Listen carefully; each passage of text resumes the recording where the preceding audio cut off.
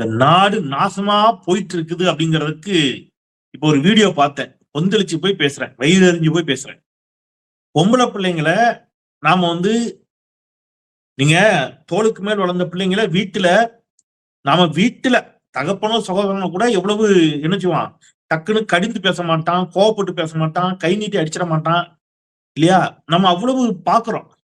ஆனா ஒரு முதலமைச்சர் ஒரு பொம்பளை பிள்ளைய அதோட ட்ரெஸ்ல கை வைக்கிறாரு, அதோட முகத்திரையை தூக்கி இழுத்து பப்ளிக்ல எல்லாரும் முன்னாடி அதோட ட்ரெஸ் அதோட முகத்திரைய கீழே இழுத்து விடுறாரு. இந்த நாட்டுல ஒரு முதலமைச்சர் செய்யற வேலையாடா இது? வெக்கம் கட்டவங்களா? என்னடா நடக்குது நாட்டுல? என்ன நடக்குதுன்னு கேக்குறேன்.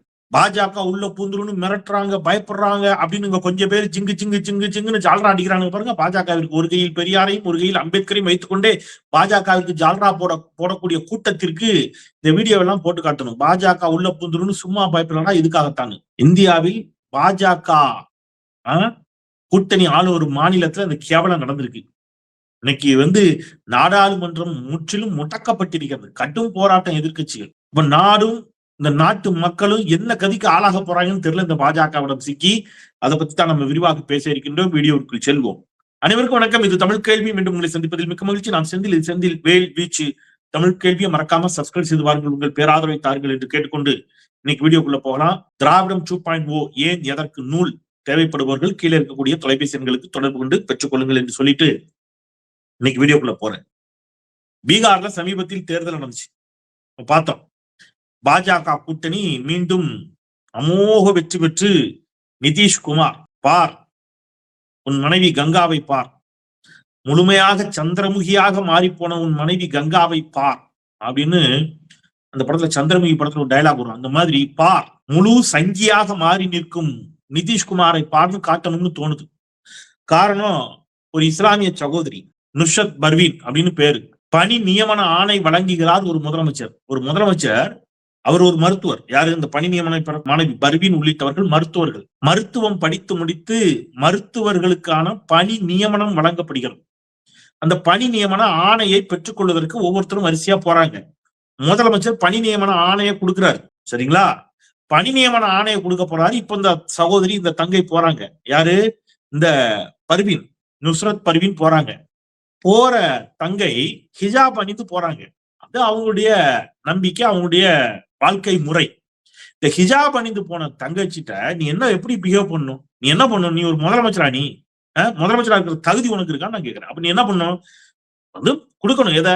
பணி நியமன ஆணையை கொடுத்துட்டு வாழ்த்துக்கள் சொல்லணும். ஏங்க, போன அந்த பொம்பளை பிள்ளைய ஹிஜாப் போட்டுருக்கல, பிடிச்சி டக்குனு இழுத்துட்டாங்க கீழே. அந்த முகத்தை துணியை பிடிச்சி இழுத்துட்டாப்ல.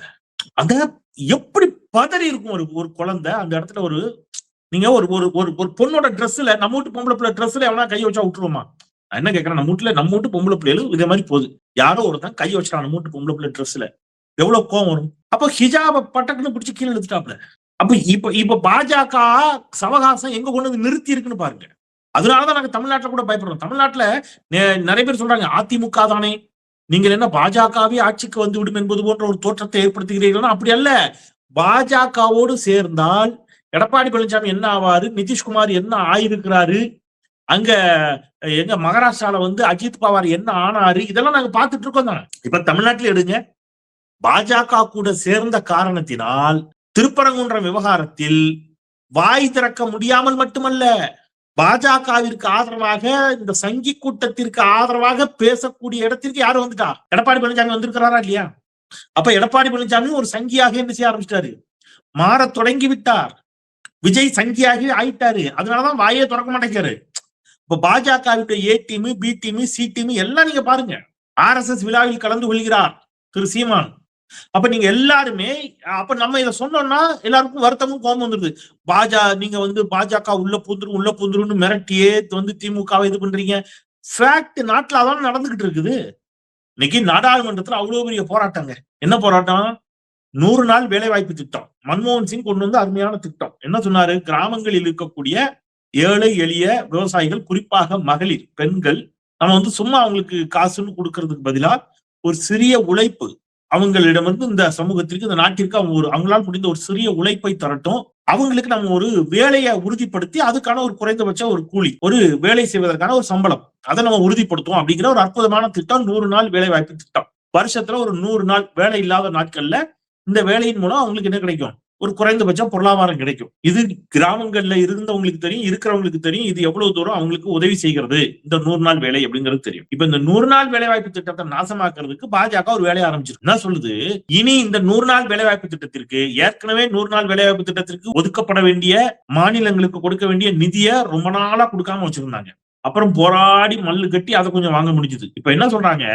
100 நாள் வேலை வாய்ப்பு திட்டத்துல நாங்க கொஞ்சம் தான் காசு தருவோம், மீதி காசை மாநில அரசே போட்டு கொடுக்கட்டும் ஐயா மோடி. எல்லாமே மாநில அரசே பாத்துக்கணுங்க, மத்திய அரசு ஒண்ணும் செய்யாது. அப்ப மத்திய அரசு என்ன செய்யும்? ஒன்றிய அரசு என்ன செய்யும்னா, மாநிலங்களிடமிருந்து வரி வருவாயை பெருமளவு பெற்று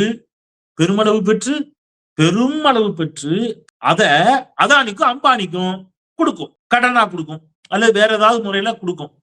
அதானி அம்பானி அதை வாங்கிட்டு அதை கெட்ட முடியாதும்பாங்க. உடனே இந்த ஒன்றிய அரசு அதை தள்ளுபடி செய்யும். அப்படி பல்லாயிரம் கோடி ரூபாயை தள்ளுபடி செய்திருக்கிறது இந்த ஒன்றிய பாஜக அரசு. மோடி அரசு பெரும் பணக்காரர்களுக்கு பல்லாயிரம் கோடி ரூபாயை தள்ளுபடி பண்ணிடுச்சு. ஏழை எளிய 100 நாள் வேலைவாய்ப்பு திட்டத்தில் இருக்கக்கூடிய மக்களுக்கு காசு தர மறுக்குது, மாநில அரசே கொடுங்கங்குது. அது ஒரு பக்கம். இப்ப என்ன பண்றாங்க? இவங்களுக்கு காந்தினாலே ஆகாது, அதனாலதான் காந்தியை கொண்டாங்க இல்லையா? உடனே நாங்களா கொன்றோம், நாங்களான பாஜக காரங்க கொண்டாங்கன்னு சொல்லல. ஆனா யார் கொன்னது? இந்த சித்தாந்தத்தை ஆதரிக்கக்கூடிய, இந்த தத்துவத்தை, இந்த RSS சித்தாந்தத்தை ஆதரிக்கக்கூடிய நாதராம் கோட்சே கொண்டான்.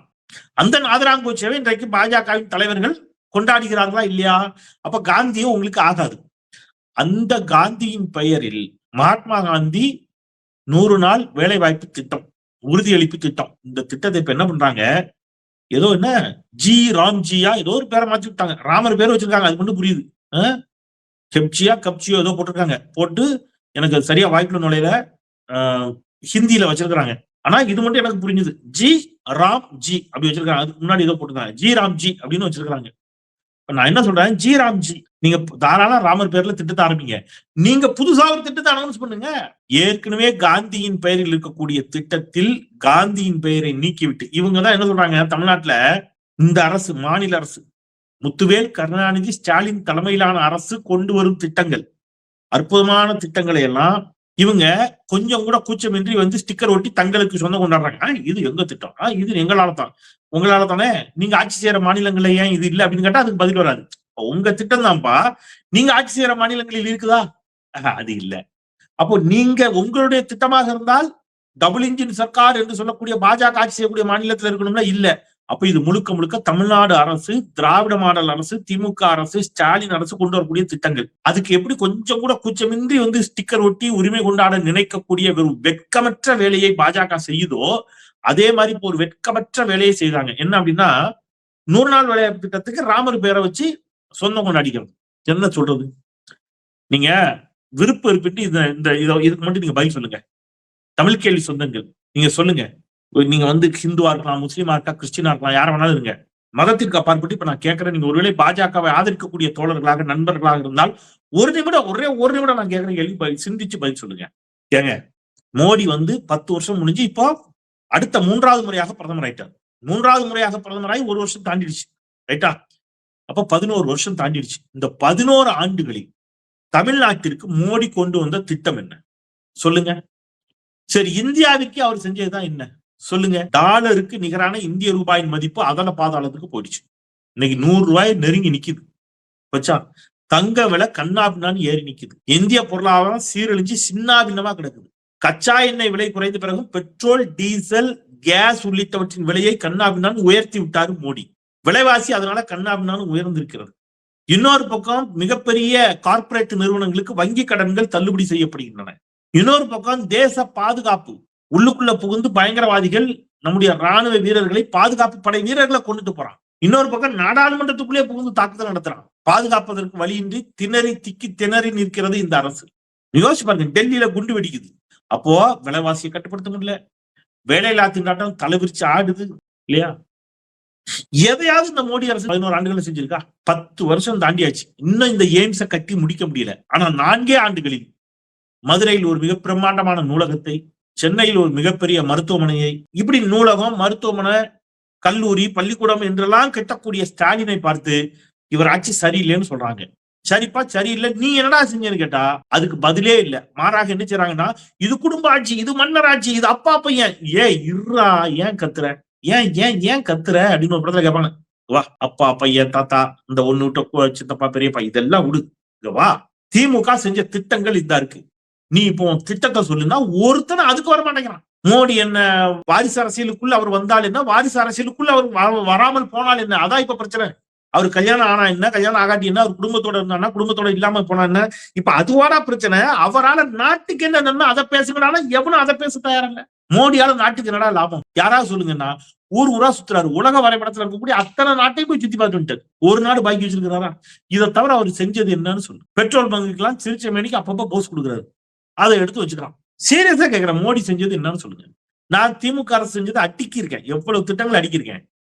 அப்போ இப்படிப்பட்ட ஒரு அரசை அப்புறப்படுத்த வேண்டும் என்று பாஜக துடிக்கிறது. துடித்து இங்க ஒரு திமுக அல்லாத ஒரு அரசை, ஒரு டம்மியா அவங்க சொல்றதுக்கெல்லாம் தலையாட்டுற மாதிரி ஒரு அரசு அப்படி வந்துருச்சுன்னா, தமிழ்நாட்டை தங்கள் இஷ்டத்திற்கு, தமிழ்நாட்டை தங்களுடைய விருப்பத்திற்கு ஆட்டி வைக்கலாம் என்று பாஜக நினைக்கிறது. ஆனா ஒருபோதும் அது நடக்கும். இது பெரியாரின் மண், இது பெரியார் தேசம், இது பெரியார் பூமி. நான் திருப்பி சொல்றேன், அண்ணா களமாடிய காடு இல்லையா தமிழ்நாடு. கலைஞர் கட்டி எழுப்பிய கோபுரம், வீடு கலைஞர் கட்டி எழுப்பினாரே, அது எதுக்கு? உங்களை குடி வைக்கிறதுக்கா? அதனால இன்னைக்கு நாட்டை சீரழிக்க தொடங்கி விட்டது பாஜக, சின்னாபின்னப்படுத்த தொடங்கி இருக்கிறது பாஜக. நாம் தோழர்களே, பல முறை சொல்றேன், நாம மிகுந்த எச்சரிக்கையோடு இருக்கணும். நான் ஏற்கனவே ஒரு வாட்டி சொன்னேன், என்ன சொன்னேன், அது இன்னைக்கு வந்திருக்கு பாருங்க. மூத்த பத்திரிகையாளர் ராஜகோபாலன், டெல்லியில இருந்து, அவர் ஒரு வலதுசாரி ஆதரவாளர், அவர் சொல்றாரு, தொங்கு சட்டசபை அமையும், அதனால எல்லாருடைய உதவியோடு, யாரு எல்லாரும், யாரு அவர் பேர் என்ன, தேமுதிக பிரேமலதா விஜயகாந்த், இந்த பக்கம் தாவேகா விஜய், இப்படி எல்லாரையும் கூட்டி சேர்த்துக்கிட்டு எப்படியாவது தேர்தலுக்கு பிறகு தமிழ்நாட்டில் ஆட்சி அமைக்கலாம் அப்படிங்கிற ஒரு கருத்துருவாக்கத்தை உருவாக்குவார்கள். ஒரு முழு பெரும்பான்மையான ஒரு அரசு இந்த மண்ணில் அமையாது, அது ஒரு மாதிரி தொங்கு சட்டசபையா இருக்கும் என்ற ஒரு தோற்றத்தை, ஒரு கருத்துருவாக்கத்தை, ஒரு போலி பிம்பத்தை இந்த மண்ணில் ஏற்படுத்துவார்கள் நான் சொன்னேன். அந்த வேலையை இப்ப ஆரம்பிச்சிட்டாங்க. அப்ப நாம என்ன செய்யணும், பொதுமக்கள் என்ன செய்யணும் அப்படின்னு கேட்டீங்கன்னா, பாஜகவின் இந்த சதி திட்டங்களை தெளிவாக புரிந்து கொண்டு, அறிந்து கொண்டு, அவர்களுக்கு எதிராக ஓரணியில் ஒன்றுபட்டு திரண்டு நிற்க வேண்டும், பாஜகவை வீழ்த்த வேண்டும். மிக நிச்சயமாக வெல்வோம் 200, படைப்போம் வரலாறு என்று 200 தொகுதிகளையாவது நிச்சயம் திமுகவினுடைய என்ன சொல்றது தலைவர்களுடைய கரங்களுக்கு கொண்டு சேர்க்க வேண்டும். மாபெரும் வெற்றியை திமுகவும் அதன் கூட்டணி கட்சிகளும் சந்திக்க வேண்டும். அது மட்டுமே தமிழ்நாட்டை அடுத்த பாதைக்கு இட்டு செல்லக்கூடிய வழி. இல்லை என்றால் தமிழ்நாடு பீகாராக, உத்தரப்பிரதேசமாக, குஜராத்தாக மாறும் அவல நிலை இருக்கிறது என்பதை சொல்லி, மீண்டும் ஒரு முறை தமிழ் கேள்வி சப்ஸ்கிரைப் செய்து பாருங்கள், உங்கள் பேராதரவை தாருங்கள். திராவிடம் 2.0 ஏன் எதற்கு நூல் தேவைப்படுபவர்கள் கீழே இருக்கக்கூடிய தொலைபேசி எண்களுக்கு தொடர்பு கொண்டு பேசுங்கள் என்று கேட்டு விடைபெறுகின்றேன். குரலற்றவர்களின் குரலாய் நான் செந்தில். நன்றி.